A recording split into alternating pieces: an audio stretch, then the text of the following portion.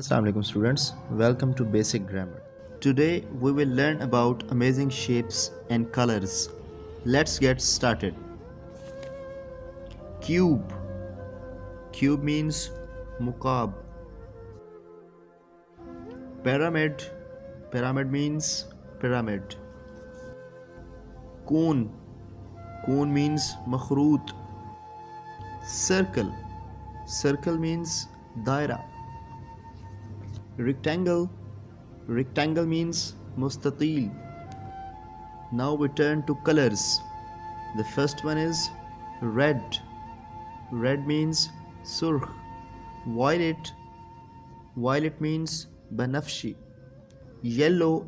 Yellow means pila. Orange. Orange means naranji. Green. Green means sabz.